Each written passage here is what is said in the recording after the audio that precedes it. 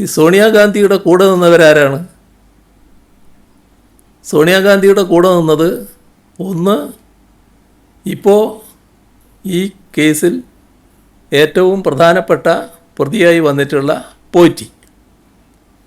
പോറ്റിയെ കയറ്റിയെന്ന് പറഞ്ഞില്ലേ, ആ പോറ്റി ആദ്യം കയറിയത് അവിടെയാണ്.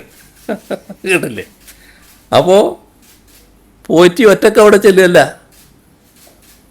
പോറ്റി ഒരു ഭാഗത്ത്, പിന്നെ മറ്റൊരു ഭാഗത്ത് ഈ ഇപ്പോൾ അന്വേഷക സംഘം കണ്ടെത്തിയിട്ടുള്ള ഈ സ്വർണം വാങ്ങി എന്ന് പറയുന്ന വ്യാപാരി മറ്റൊരാൾ.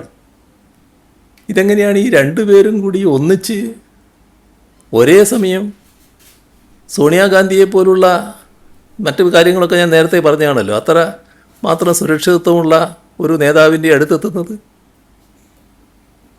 അതിലെനിക്ക് പങ്കില്ല എന്ന് ഇദ്ദേഹം പറഞ്ഞു എന്ന് തോന്നുന്നുണ്ട് നേരത്തെ. ഇപ്പോൾ ഈ മുഖ്യമന്ത്രി ഓഫീസിന് നേരെ ആരോപണം ഉന്നയിച്ച വ്യക്തി ഞാനതിൽ പങ്കുള്ളയാളല്ല എന്ന് പറഞ്ഞു എന്നെ വിളിച്ചിട്ട് പോയതാണ് എന്ന്. അങ്ങനെ വിളിച്ചാൽ പോകേണ്ട ആളാണോ അദ്ദേഹം? പോറ്റി വിളിച്ചാൽ പോകേണ്ട ആളാണോ അദ്ദേഹം? എങ്ങനെയാണ് ഇവരെല്ലാം കൂടി ഒന്നിച്ചെത്തിപ്പെട്ടത്? ഇതിനല്ലേ മറുപടി പറയേണ്ടത്? യഥാർത്ഥ പ്രശ്നം അതല്ലേ?